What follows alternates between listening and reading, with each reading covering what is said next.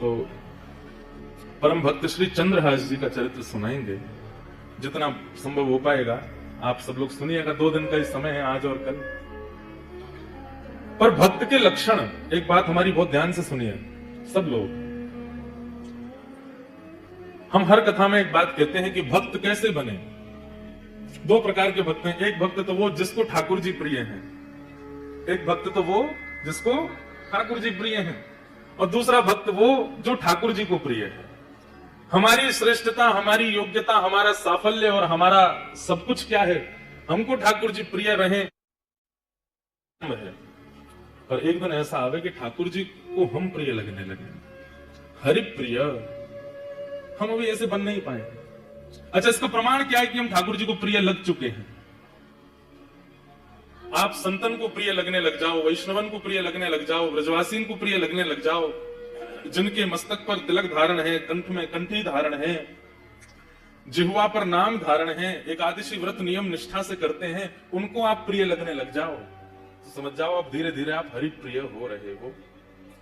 पर हरि प्रियों के लक्षण क्या है, उसका श्रीमद् भागवत जी के एकादश स्कंद में बहुत सुंदर वर्णन किया, इसलिए ध्यान से सुन लीजिए। हरि प्रिय बनना है। हरि तो सबके प्रिय हैं, उन्हें जो एक बार देख लेता है वो उनका प्रिय हो ही जाता है। पर उनको कौन प्रिय लगता है, उसके लक्षण क्या है, ध्यान से सुनो। और ये समस्त लक्षण श्री चंद्रहास जी में। सर्वभूतेषु यः पश्येत् भगवद भावमात्मना भूतानि भगवत्यात्मन् एष भागवतोत्तमः। इसको कहते हैं उत्तम भागवत। उत्तम मध्यम साधारण। हम आप सब लोग साधारण स्थिति में हैं अभी। साधारण से मध्यम बनने का प्रयास करो और मध्यम से उत्तम। साधारण को भगवान प्रिय होते हैं, उत्तम भगवान को प्रिय होता है। आपको राधारमण जी प्रिय हैं, राधारमण जी को आप प्रिय हो, यह बात अभी कच्ची है ना, अभी आप प्रिय नहीं हो उनके। राधा वल्लभ जी आपको प्रिय है, पर राधा वल्लभ जी को आप प्रिय हो, यह बात अभी आप नहीं कह सकते। तो ये कब कह पाओगे? कहने तो खैर कहोगे ही नहीं, लेकिन ठाकुर जी तो कहेंगे कि तू मुझे प्रिय है। उसके लिए क्या करना पड़ेगा? तो यहां पर कितनी अच्छी, सर्वभूतेषु यः पश्येत्। जो सबको देखे तो सब में अपने ठाकुर को देखे। ये भी राधा रमण, वो भी राधा रमण, यहां भी राधा रमण, पीछे भी राधा रमण, ये भी राधा वल्लभ, वो भी बिहारी जी, सब मेरे ही हैं। सबके चित्त में ठाकुर जी हैं। यहाँ जितनी माताएं बैठी हैं, भाई लोग बैठे हैं, इनका रूप देखते, चश्मा पहन के राधा रमण जी आए हैं, कैसे दाढ़ी सी बढ़ाई के राधा रमण जी आए हैं। कई बालक ऐसे बाल खड़े कर ले, वाह राधा रमण लाल क्या हेयर स्टाइल करके आए हुए हैं, मुकुट में तो बहुत देखे, पगड़ी में तो बहुत देखे, ये बढ़िया। ऐसी दृष्टि हो, बोलना नहीं है पर दृष्टि में आ जाए। कहीं श्री हरिराम व्यास जी हमारे व्रज के परम रसिक संत हुए, हरित्रयी हैं वृंदावन में, स्वामी श्री हरदास जी, श्री तरवंश महाप्रभु और श्री हरिराम व्यास। हरिराम व्यास जी के चरित्र में आता है कि हरिराम व्यास जी सबको कैसे देखते हैं। कोई जैसे कई लोगों की हाइट नहीं बढ़ पाती, छोटे रह जाते हैं, दिखने से ही रहते हैं, तो हरिराम व्यास जी देखते कहते देखो वामन भगवान आ रहे हैं चलते हुए, छोटे से हैं, वामन भगवान।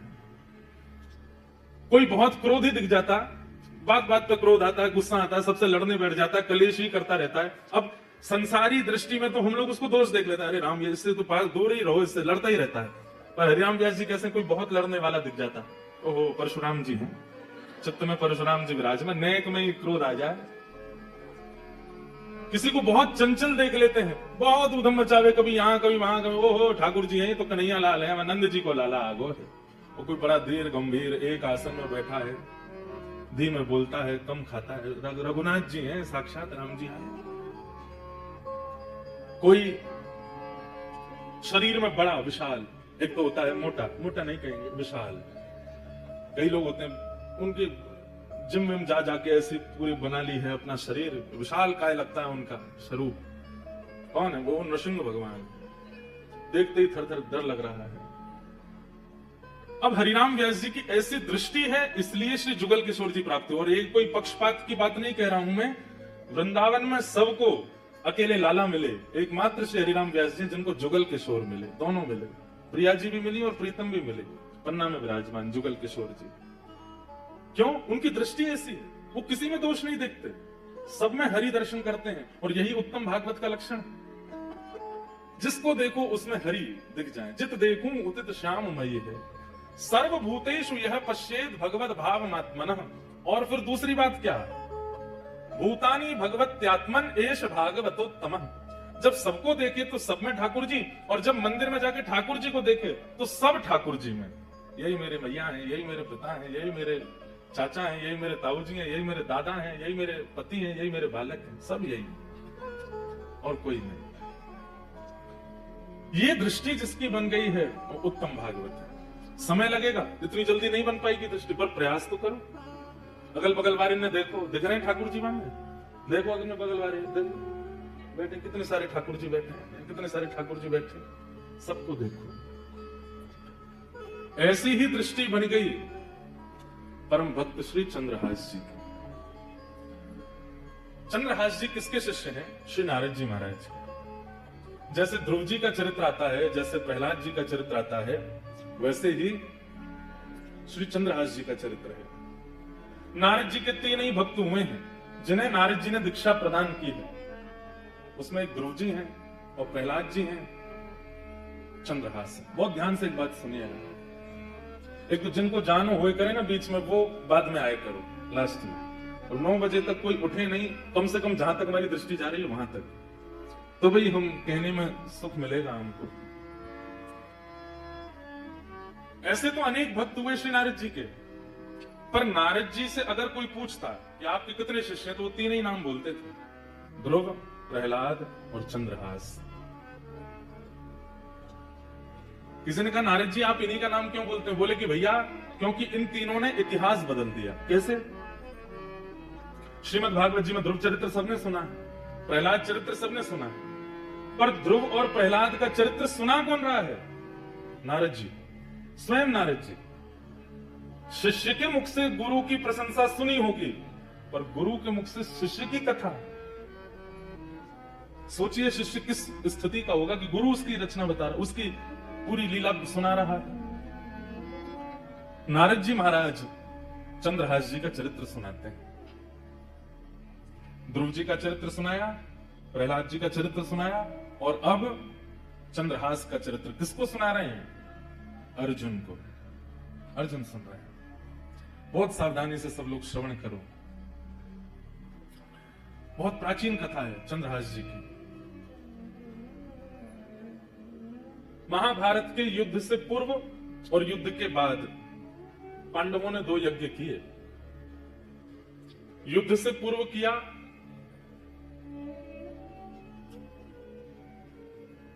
अश्वमेध यज्ञ, युद्ध के बाद किया अश्वमेध यज्ञ, और युद्ध से पूर्व भी एक यज्ञ पांडवों ने किया।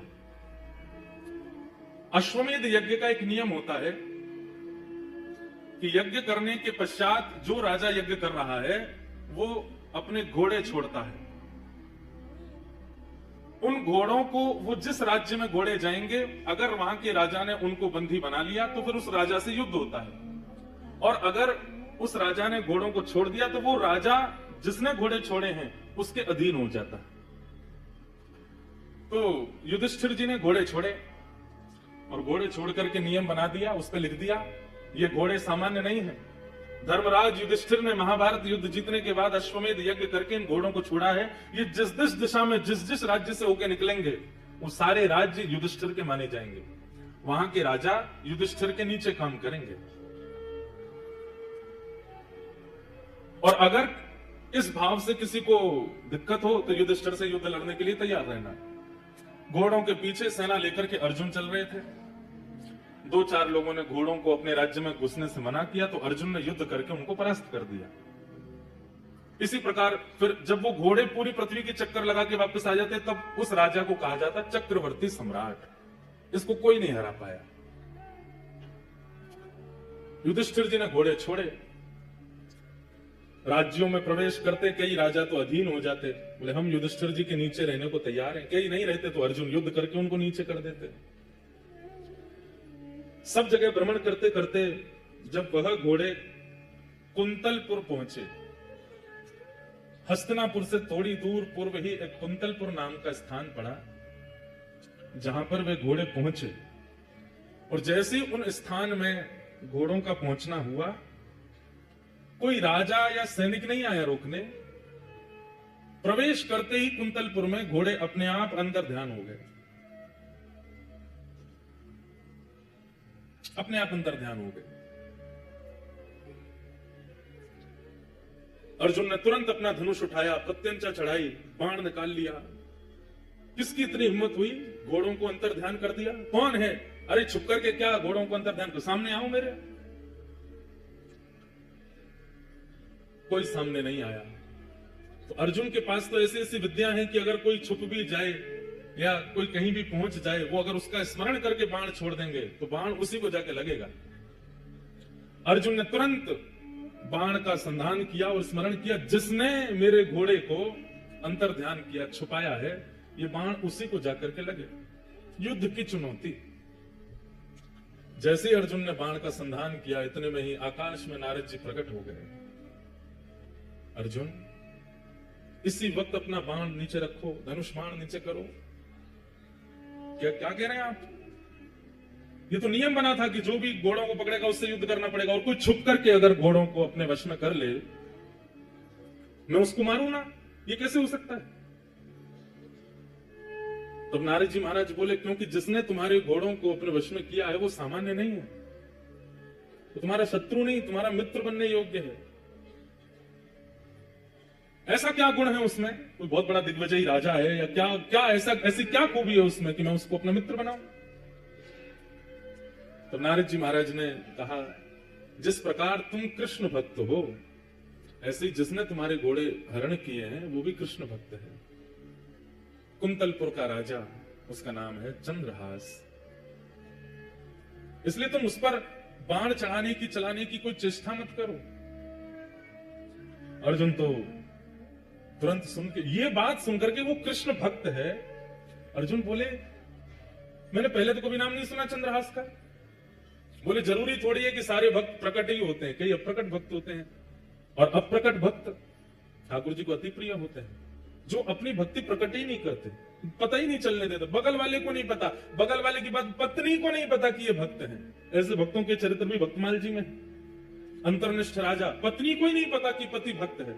ऐसी भक्ति जो करते हैं ठाकुर जी, उन्हें सामान्य भक्ति करने वाले से 50% ज्यादा प्रेम करते हैं, जो अपनी भक्ति को प्रकट नहीं करते। अब आप इतनी संख्या में आए, हम कथा करने जाते हैं, इतनी संख्या में लोग आ जाते हैं, इतनी बुरी स्थिति कई जगह होती है कि हाथ पांव टूटने तक की स्थिति हमारी बनती है कई बार। पर यह कोई बहुत प्रशंसा की बात नहीं है। इतने लोग जानते हैं, इसका मतलब ठाकुर जी हमसे ज्यादा दूसरों को प्रायोरिटी देंगे, क्योंकि हमारी भक्ति प्रकट हो गई, हमारे प्रवचन प्रकट हो गए, हमारे भाव प्रकट हो गए। हाँ, हमारी कथा सुनकर के या हमारे जैसे आचार्यों की कथा सुनकर के अगर कोई व्यक्ति अंतर्निष्ठ भक्त बन गया, छुपा हुआ भक्त, तो ठाकुर जी हम पे भी कृपा कर सकते हैं कि तेरे प्रवचन सुन के देख, याके चित्त में अंतर्निष्ठ भक्ति आई है, तो याके संतों पे भी कृपा होगी। प्रचार बहुत ज्यादा हो जाता है ना, ठाकुर जी फिर समय लगाते हैं मिलने में, लेकिन अब क्या कर सकते हैं। कलयुग में युवाओं का, आप सब लोगों को कथा सुना करके भी तो कुछ ना कुछ, ठीक है आप पहले मिल ली हो ठाकुर जी से, तो ठाकुर जी से इनकी कथा सुन के आए, इनको भी बुला लो, ऐसा कुछ कर लेना। तो अंतर्निष्ठ भक्त जो होता है वो ठाकुर जी को बहुत प्रिय होता है, जिसकी ज्यादा प्रचार नहीं, जिसको ज्यादा लोग जानते नहीं, ठाकुर जी को बहुत प्रिय। हमारे ब्रज में कई अंतर्निष्ठ महात्मा है जिनको कोई नहीं जानता, गिरिराज जी में, वृंदावन में, बरसाने में, नंदगांव में। और अगर कोई लोग आ भी जाते हैं ना, तो वो दूर से ही देख लेते हैं, और जैसे देखते हैं कि कोई हमसे मिलने के लिए आ रहा है, इसको किसी ने हमारे बारे में बता दिया, तो वो ऐसी हरकत करने लगते हैं कि आदमी सोचता है कि पागल है, डर के मारे भाग जाते हैं। तो हमारे पास कोई ना आवे, हमसे कोई ना मिले, ऐसे कई भक्त हैं ब्रज में।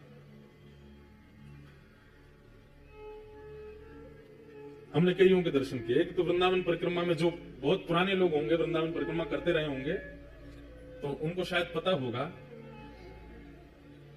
अंग्रेज मंदिर पार करने के बाद जब परिक्रमा आगे बढ़ती है और धानु का आश्रम आदि सब पार करने के बाद एक चौराहा पड़ता है, जहां से हमारे आजकल परम पूजनीय श्री प्रेमानंद जी महाराज निकलते हैं परिक्रमा मार्ग में, जहां से वो आते हैं, उस स्थान पे, उसी जगह पे, उसी चौराहे पे एक बाबा पड़े रहते थे निर्वस्त्र, और वो चलते फिरते परिक्रमा करने वालों को कंकड़ पत्थर मार देते थे। कई लोग नहीं जानते थे तो उनसे लड़ने चले जाते थे, कई लोगों ने उनके साथ में खूब गंदा व्यवहार भी किया, परंतु वो अंतर्निष्ठ महात्मा थे, निर्वस्त्र रहते थे। बिल्कुल दिसंबर जनवरी भयंकर कोहरा में भी निर्वस्त्र पड़े रहते थे, कोई कंबल दे जाए तो पहन लेते थे, कोई रोटी दे जाए तो पा लेते थे। अब वो नहीं है शरीर से, पर वो अंतर्निष्ठ महात्मा थे। ऐसे भक्तों को जो अपनी भक्ति छुपाते हैं उनको ठाकुर जी बहुत जल्दी प्रेम करते हैं। तो अर्जुन ने जैसे ही सुना कृष्ण भक्त, धनुष बाण तो नीचे रख दिए, युद्ध उद्ध सब भूल गया, नारद जी के चरणों में प्रणाम करते हुए कहा, भगवान ये राजा कैसे हैं मुझे ये नहीं सुनना, ये इनका राज्य कितना बड़ा है मुझे ये भी नहीं सुनना, पर ये चंद्रहास कृष्ण भक्त कैसे हैं मुझे इनका चरित्र सुनाओ। और आपको सुनकर के आश्चर्य होगा, नारद जी महाराज बोले तो फिर अस्त्र शस्त्र दूर रखो, अस्त्र शस्त्र दूर रखे, बोले पूरी सेना को कहो ये भी अस्त्र शस्त्र दूर रखे, सब लोग बिल्कुल श्रोता बन करके बैठो। कहां रणभूमि में रण करने के लिए जा रहे थे, लेकिन जैसे ही कहा कि मुझे चंद्रहास जी का चरित्र सुनाओ, नारद जी ने कहा अस्त्र शस्त्र दूर करो। सब दूर करके जब सब लोग सामने बैठ गए तो नारद जी ने थोड़ी परीक्षा ली। अश्वमेध यज्ञ चल रहा है हस्तिनापुर में, तुमको विलंब नहीं होगा पहुंचने में? अब तुम यहाँ भक्त चरित्र सुनने के लिए बैठ रहे हो, चंद्रहास जी का चरित्र सुनने के लिए बैठ रहे हो, विलंब हो जाएगा, तुमको अश्व लेकर के वहां पहुंचने हैं, युधिष्ठिर जी का यज्ञ अधूरा रह जाएगा। वर्षों से चल रहा यज्ञ, इतने संत, इतने ऋषि, इतने महात्मा उसमें उपस्थित हो रहे हैं, सब धरा का धरा रह जाएगा, क्योंकि कथा तो एक बार प्रारंभ होगी तब पूरी हो, इसका कोई निदान नहीं है। अर्जुन की ये बात कथा को प्रकट करा देती है। अर्जुन कहते हैं अगर कोई कृष्ण भक्त का चरित्र सुनने में अगर वर्षों भी लगे तो उस पर सैकड़ों अश्वमेध यज्ञ में बारी बारी करूं, पर एक भक्त का चरित्र तो मुझे सुनना है। एक भक्त के चरित्र पर 100 अश्वमेध यज्ञ बारी जामे, पर आप तो भक्त यश सुना। नारद जी महाराज बोले तो ठीक है, मैं अब तुम्हें चंद्रहास का सुंदर प्रसंग सुनाता हूं। जैसे ही नारद जी ने कहा मैं प्रसंग सुनाता हूं, इतने में एक दिव्य तेज प्रकट हुआ है, और तभी क्या देखते हैं, वंशी विभूषित करानवनीरदाभात पीतांबरादरुण बिंब फलाधरुष्ठा पूर्णेन्दु सुंदर मुखारविंद नेत्रा कृष्णा परम किमपि तत्त्वमहम्। एक तेज प्रकट हुआ। अर्जुन बोले ये तेज कैसा? अर्जुन को लगा शायद चंद्रहास जी आ रहे होंगे, और जैसे ही तेज विश्राम हुआ, मुरली मनोहर श्याम सुंदर प्रकट हो गए, और प्रकट होकर के अर्जुन के बगल में आसन लगाया, वहीं बैठ गए।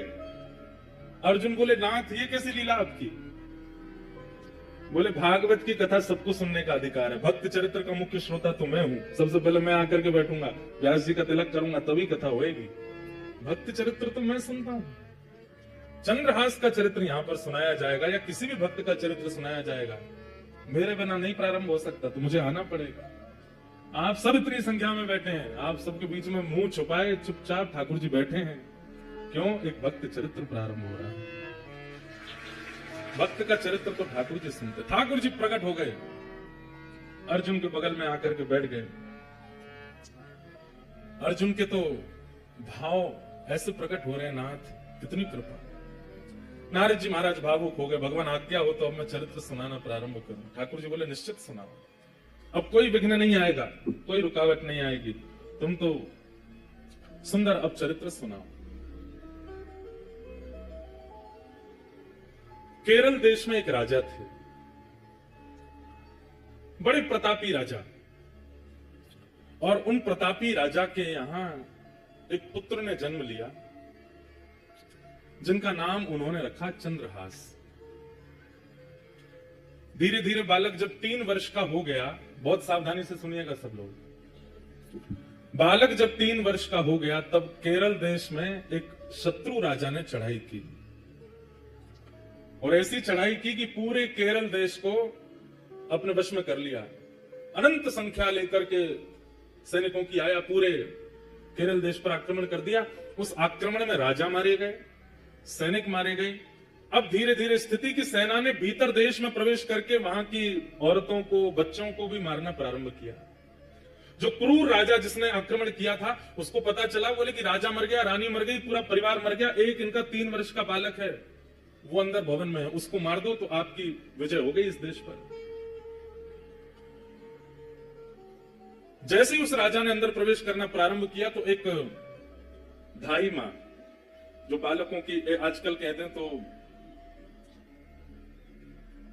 बेबी सिटर करते हैं ना, बच्चों की जो ध्यान रखते हैं, दूध पिलाना, खिलाना, नहलाना, बड़े बड़े घरों में रखते हैं लोग, एक धाई मां, उनकी एक धाई मां चंद्रहास बालक की, उसको जैसे ही पता चला कि कोई आक्रमण में सब मारे गए हैं और अब वो राजा यहीं आ रहा है इस बालक को मारने के लिए, तुरंत बालक को उठा करके उसके जितने राजकीय वस्त्र थे सब उतार दिए, सोने चांदी आदि जो भी उसने पहन रखा था सब उतार उतार करके फेंक दिए, मैले कुचैले वस्त्र जो सामान्य लोगों के होते हैं वो बालक को पहना दिए, कालीत उसके मुख पर पोत दी, अजीब सा उसका रूप कर दिया, केश बिखेर दिए, कड़ूले आदि सब उतार उतार करके फेंक दिए और अपने सौल में लपेट करके बालक को लेकर के जा रही है। बालक से कह रही है, 3 वर्ष के हैं अभी चंद्रहास, कह रही है कोई अगर पूछे कि ये कौन है तो तुम धाई मां मत बोलना है, मेरी मां है बेटा, आज से मैं ही तेरी मां हूं।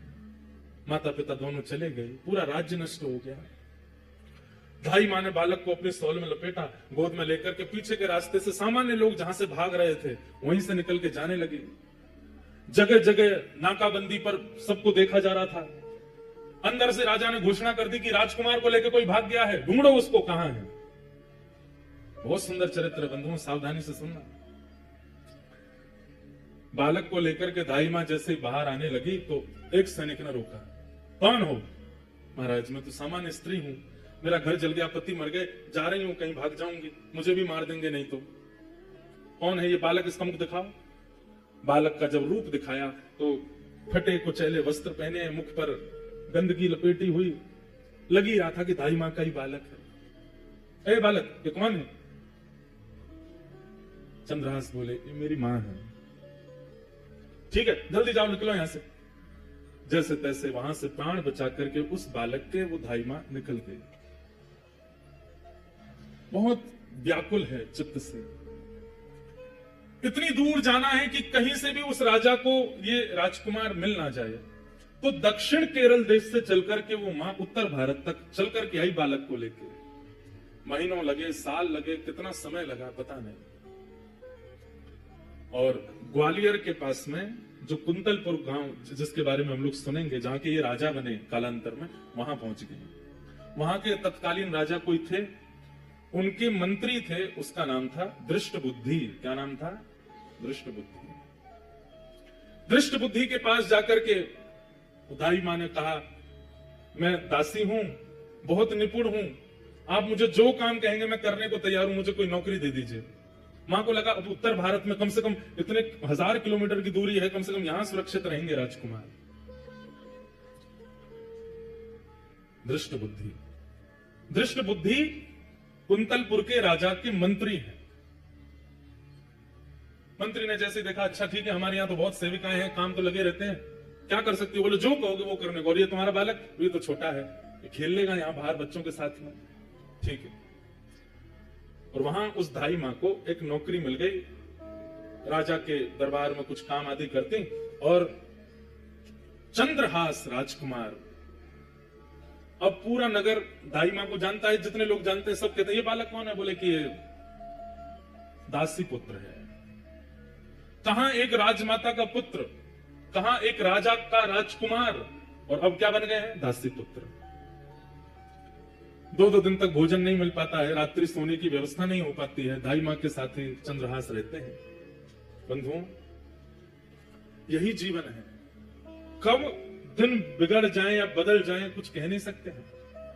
और एक बात हमेशा याद रखिएगा, दिन होना और रात होना इस बात का प्रतीक है। इस संसार में कोई भी व्यक्ति या इस सभागृह में कोई भी व्यक्ति ये नहीं कह सकता कि मैंने आज तक केवल दिन ही देखा है, रात नहीं देखी, या रात देखा है दिन नहीं देखे।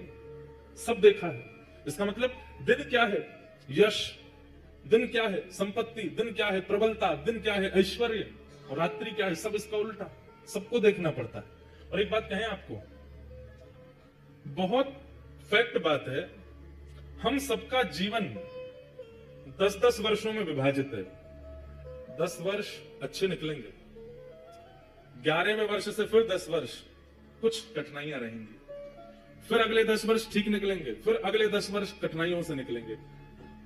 इसी को कहते हैं कि 10 वर्ष हम लोग सीखते हैं और 10 वर्ष उस सीखे हुए से कमाते हैं। सबके जीवन में ये नियम आता ही है। किसी किसी के प्रारंभ जीवन में ही आ जाता है, किसी के मध्य जीवन में, किसी के अंत जीवन में, पर ये 10 वर्षों का विभाजन चलता ही रहता है। राजा, केरल देश के राजा का पुत्र अब दासी पुत्र है। सूरदास जी एक पद गाते हैं। ये पद वैसे तो हमारे व्रज में गोपियां उद्धव जी से कहती हैं, क्योंकि उद्धव जी महाराज वृंदावन गए थे और ठाकुर जी से कह के गए थे कि सुबह जा रहा हूं, शाम तक आ जाऊंगा। लेकिन उद्धव जी कितने दिन में लौट के गए? 6 महीना लग गए उद्धव जी को।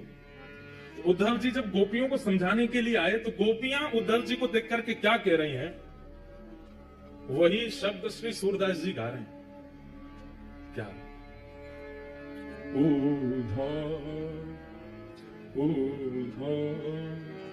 जब टेढ़े दिन आवे, जब टेढ़े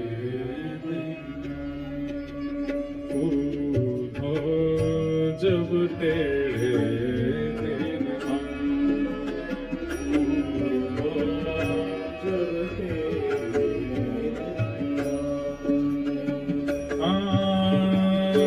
इष्ट मित्र मुख हूँ नहीं बोले, इष्ट मित्र मुख हूँ नहीं बोले, इष्ट मित्र मुख हूँ नहीं बोले। सुनने लायक पद है, याद करने लायक पद है। देखत नैन चुरावे हो, देखत नैन उधो जब टेढ़े दिन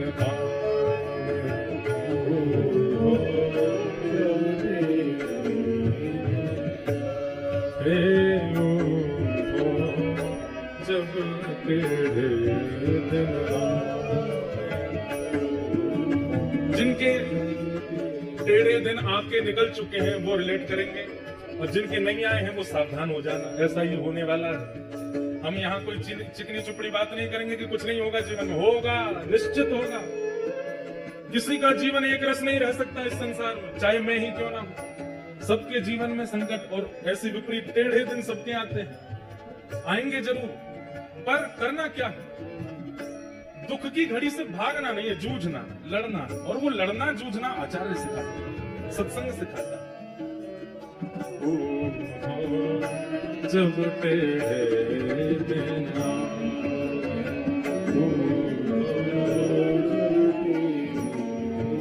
कैसी स्थिति हो जाती है? ओ सोना छुअत होत है माटी, सोना छुअत सोना छुअत होत है माटी, सोना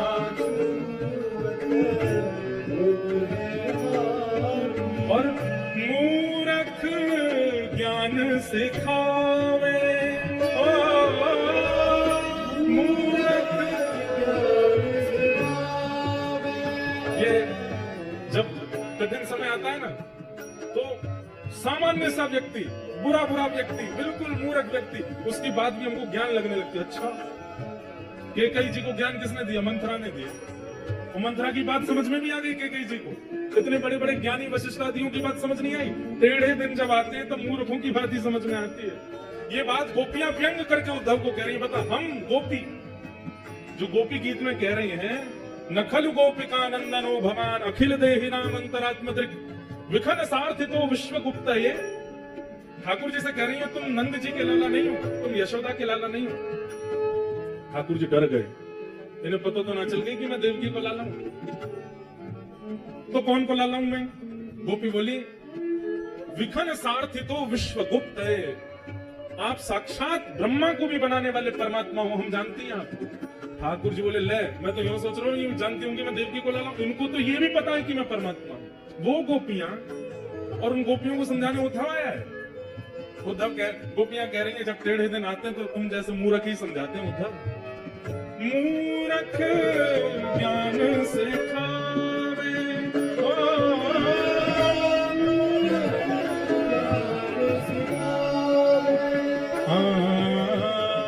मूर्ख ज्ञान सिखावे,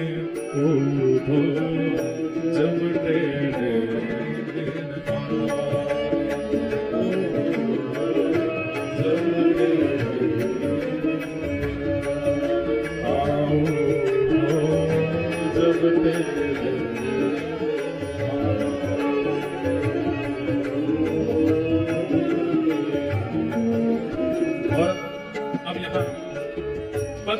चंद्रहास जी की स्थिति के लिए गाया। कैसे टेढ़े दिन आए हैं कि कहां एक राजकुमार अब दासी पुत्र कहलाते हैं।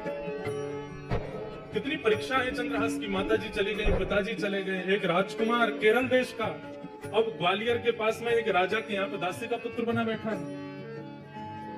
पर इस पद में गोपियां अपनी विरह वेदना भी कह रही हैं, उधर हमारे टेढ़े दिन आए हैं, कन्हैया के भी टेढ़े दिन आए हैं। बोले काय को? तो गोपियां कहती हैं, शब्द सुन लो अपने आप पता चले क्या कह रहे हैं। टेढ़ी मेढ़ी बनी कुबरी, टेढ़ी मेढ़ी बनी।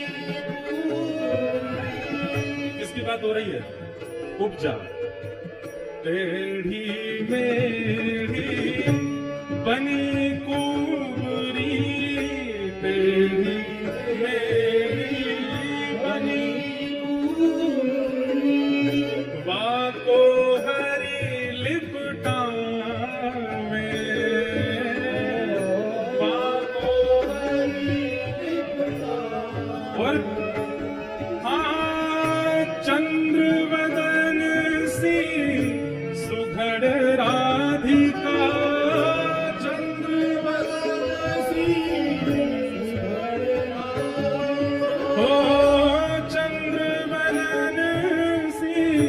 सुघड़ राधिका,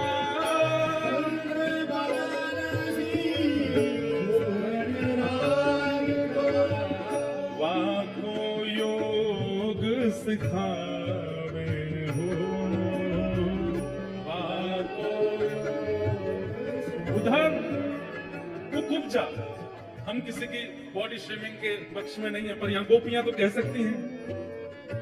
आज हम जब आ रहे थे ना लुधियाना के लिए, तो बहुत मंथन हुआ, विचार हुआ।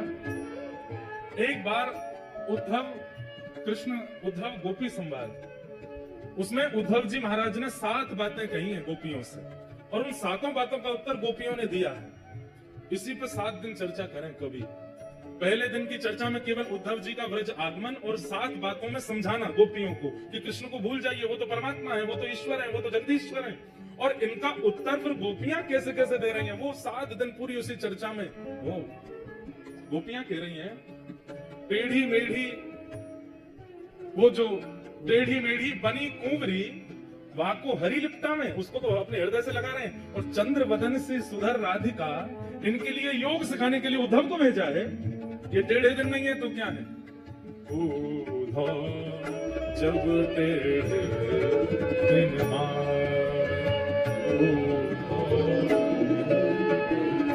और 10 वर्ष वाली बात मेरी सिद्ध यहाँ हो जाएगी कि ठाकुर जी जन्मे और उसके बाद 11 वर्ष रहे ब्रज में। 11 वर्ष तो ब्रजवासियों ने कितना कमाया, प्रेम कमाया, भाव कमाया, और 11 वर्ष के बाद ठाकुर जी जो विरह दे करके गए। ये सबके जीवन में आता है, 10-10 वर्ष का फेर है।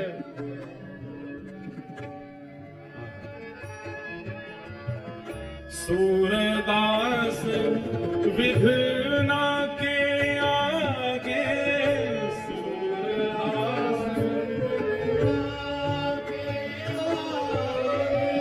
सूरदास विघ्ना के आगे,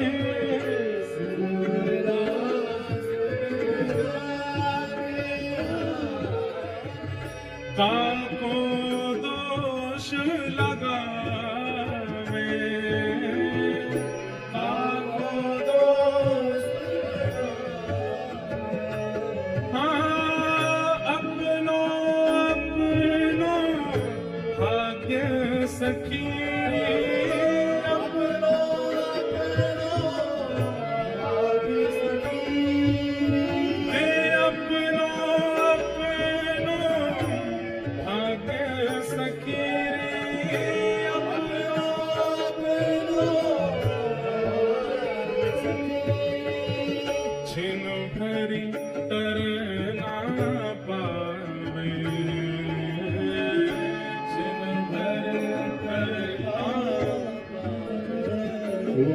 हो जब टेढ़े दिन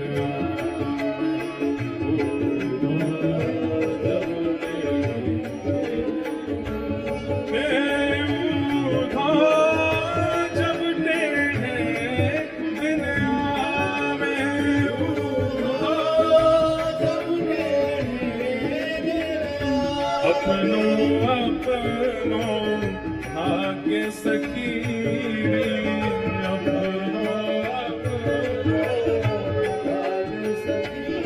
माँ को दोष लगावे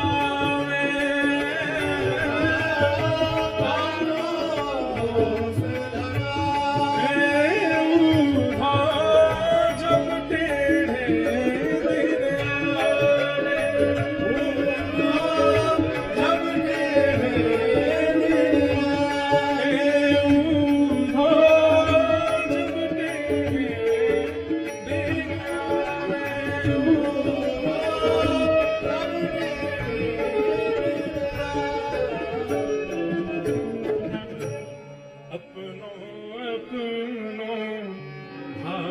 सखी रे अपनो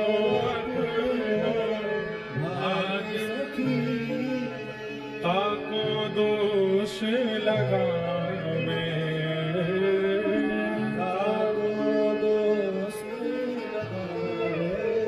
सूरदास विधि न के आगे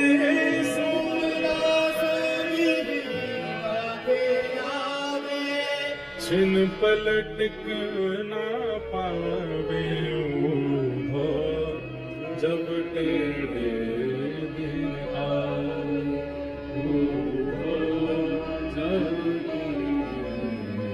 अंत में गोपियां कह गई टेढ़े दिन आते हैं सबके भाग्य से आते हैं पर विधिना के आगे छिन न टिक पावे।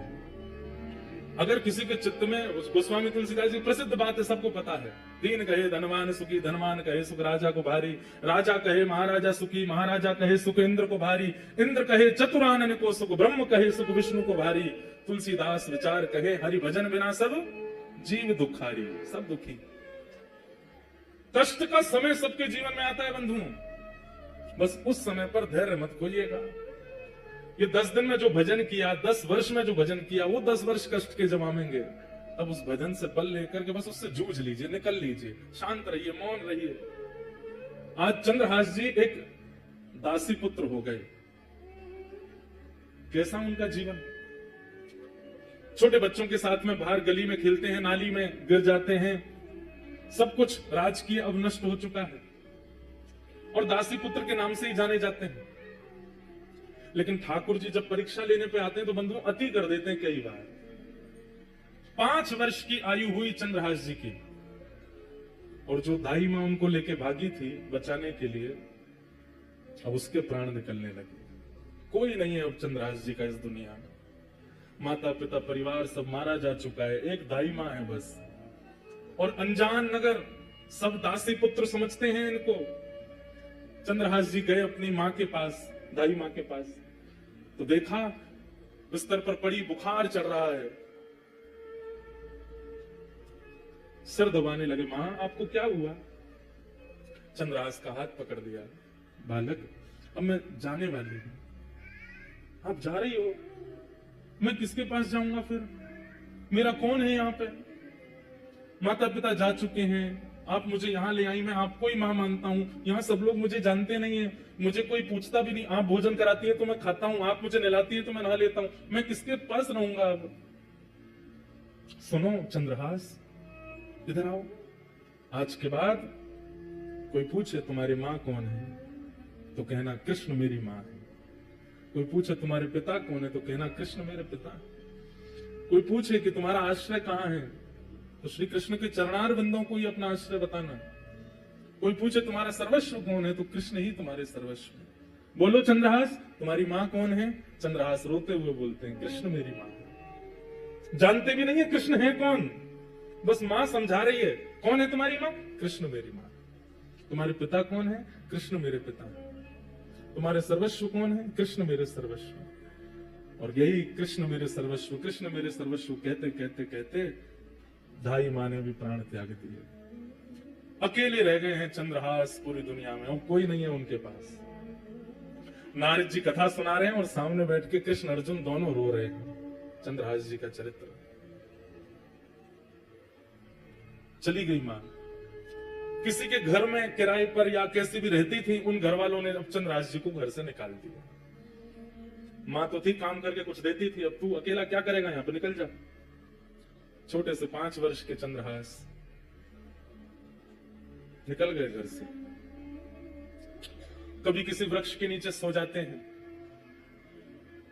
कभी किसी तालाब के पास पहुंच करके वहां जल पी लेते हैं। नगर में ही रहते हैं, किसी ने नगर से नहीं निकाला, पर अपने घर कोई नहीं बुलाता उनको। जो बच्चे खेलने आते थे वो भी अब दूर दूर रहने लगे। बस एक ही बात रटते रहते हैं, कृष्ण मेरी माँ है, कृष्ण मेरे पिता है, कृष्ण मेरे सर्वस्व है, कृष्ण मेरी माँ है, कृष्ण मेरे पिता है, कृष्ण मेरे सर्वस्व है। कभी कोई साधु महात्मा मिल जाते, अरे बालक अकेले कहां घूम रहे हो, छोटी अवस्था, माँ कहां है तुम्हारी, कृष्ण मेरी माँ है। अरे पिता कहां है तुम्हारा, कृष्ण मेरे पिता है।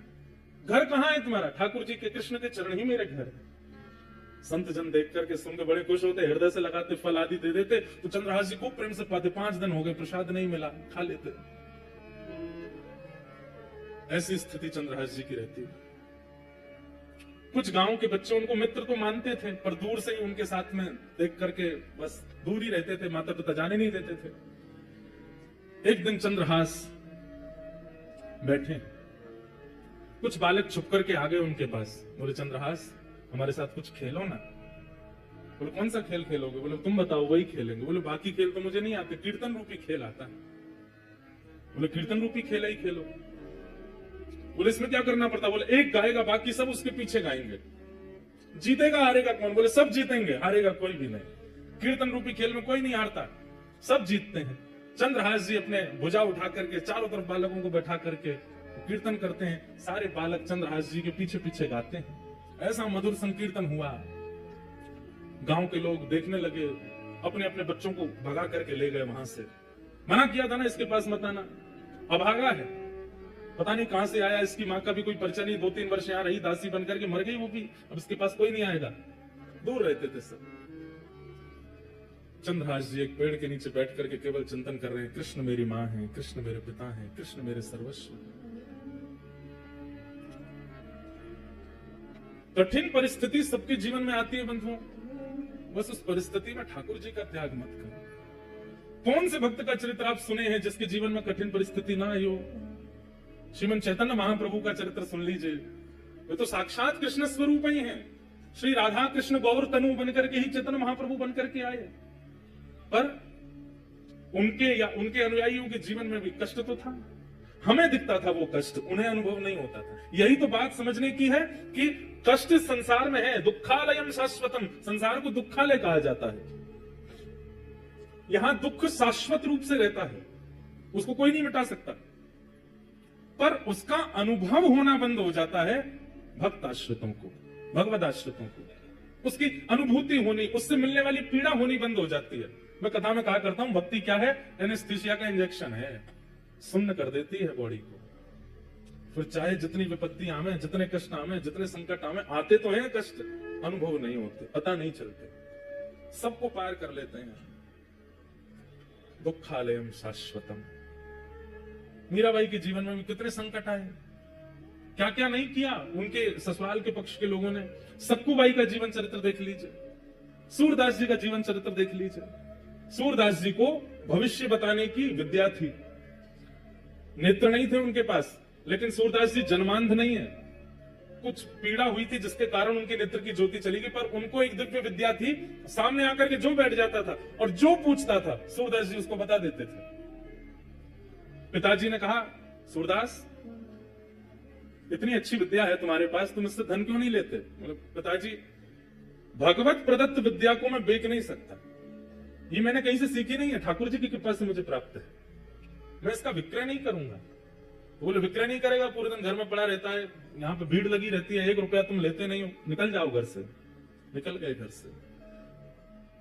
फिर भ्रमण करते हुए जब मथुरा पहुंचे, तब विश्राम घाट पर महाप्रभु वल्लभाचार्य जी का जब उन्होंने यश सुना, ध्यान से सुनो, भगवत प्रदत्त विद्या सबके जीवन में होती है।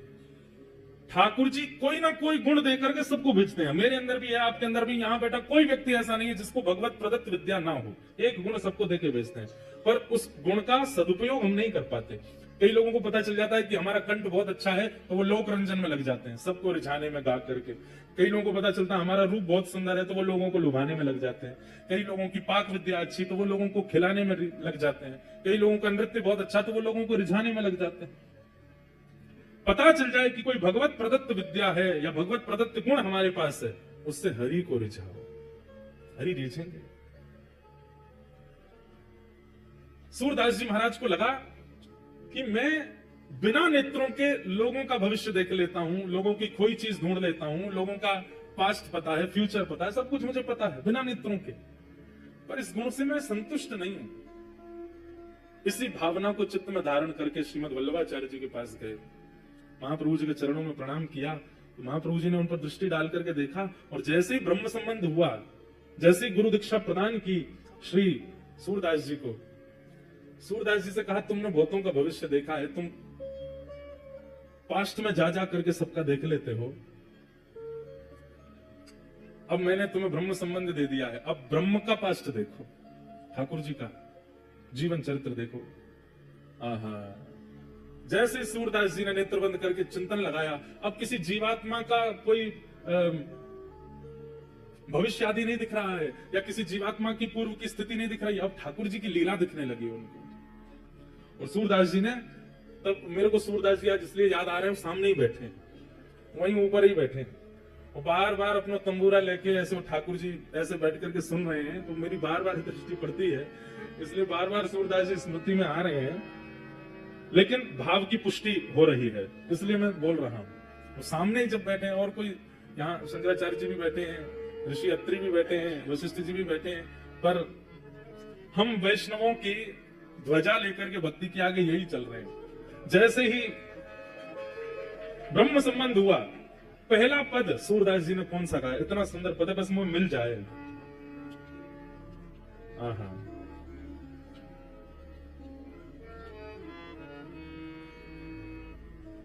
और वो पद ऐसा है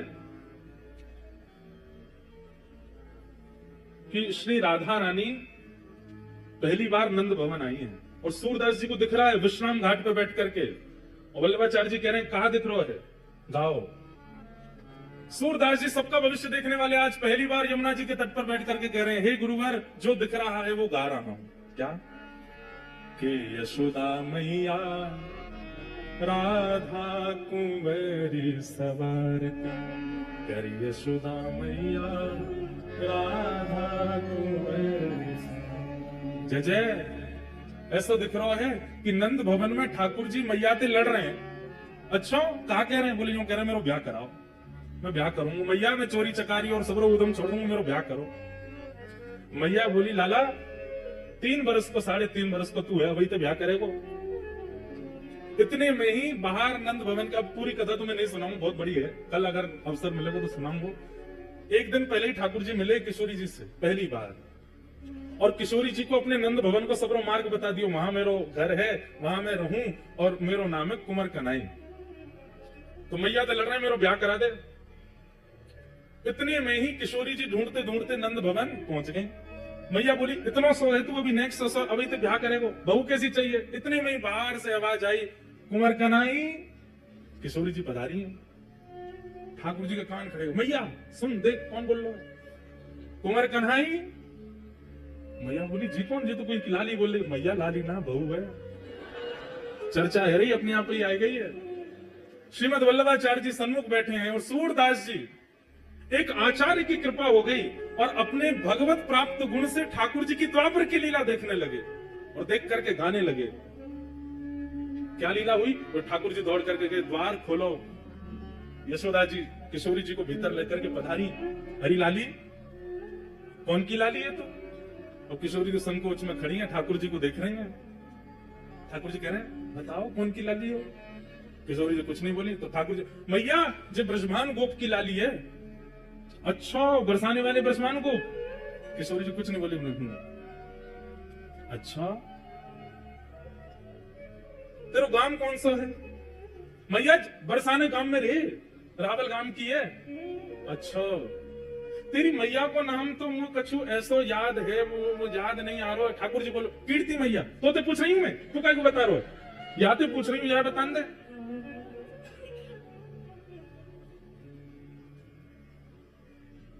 खेलन के मिस कुंवर राधिका नंद भवन में आए हो। क्रम जो चंद्रदास जी का चल रहा है वो चलेगा, वो भाव आयो है। सूरदास जी महिते कह रहे हैं, सुनाओ। किशोरी जी आ गई हैं, माता जी पूछ रही हैं, पर ठाकुर जी सबरा उत्तर दे रहे हैं। ठाकुर जी को पकड़ के मैया बोली, अरे इतनी देर से तू बोल रहा, तू कब मिलो जाते, कहां मिलो? अब किशोरी छोड़ दी, ठाकुर जी पकड़ लिए। हाँ हाँ, तो ठाकुर जी कहा, क्या उत्तर दे रहे हैं? कितने बोले हमारे लाल जी?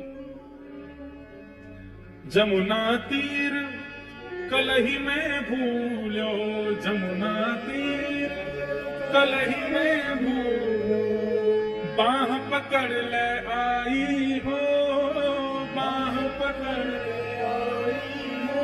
ठाकुर जी कह रहे हैं, मैया कल जमुना जी पे घूमते घूमते मैं नंद भवन को रास्ता भूल गया हूँ। बोला अच्छा, तब जे मुझको मिल गई और मैं रोन लगा, मुझ तो मैया के पास जानो है, नंद बाबा के पास जानो, तो जे मेरो हाथ पकड़ के नंद भवन छोड़ के गई मुझको। क्या हमारे हम दोनों को परिचय है क्या? आवत इहा तो ही सकुचत, आवत इहा तो ही, मैं दे सो ही बुलाई हो, मैं दे सो ही बुलाई हो। भैया तो ये देख के डर गई है, या हमारे इनके बहाने मैं बोल रहा हूँ। भैया भैया एक बात कहनी, बोले कहा कान में ही कहूंगा। मैया ने अपना कान नीचे किया, ठाकुर जी बोले यही तो ब्याह कराए तो मैया, यही तो मेरा ब्याह कराए तो यही बढ़िया है। तब यशोदा मैया किशोरी जी को अपने गोद में बैठा में अंदर से ठाकुर जी को श्रृंगार लेके आई है। जो श्रृंगार ठाकुर जी को धारण कराया हो जाए, वो समस्त श्रृंगार पेटी लेकर के आई है। और ठाकुर जी तो कह रही है, ए लाला चल काजर लेके आ, माथे चुनरी लेके आ। ठाकुर जी दौड़ दौड़ के नंद भवन से सब सामग्री लेके आ रहे हैं, सब लाके सामने धर दे, मैया या को श्रृंगार कर दे। और यशोदा मैया जशोदा राधा कुंवर संवारती, बड़े बार सीमत शीश के प्रेम सहित निहारती, मांग पारी बैनी चू सवारती, गूंत सुंदर भांति, गोरे भाल बिंदु बदन मन इंदु प्रात रवि कांति।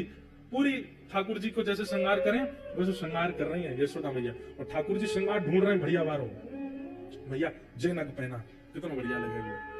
मैया बार पहना रही है और ठाकुर जी को देखते जा रही है। बड़ा अपने श्रृंगार के तो उतार उतार के भगे। अब मैया मैं श्रृंगार करके खुद ना देख पाऊं ना, यहाँ देखता रहूं, मैया को कर दे। खूब सुंदर श्रृंगार कर दियो, पाजे पहना दी, मांग में सिंदूर भर दियो, पामन में अलको लगाई दियो, गोद भराई कर दी लाली की। ये दृश्य दिख रहा है किसको? सूरदास जी।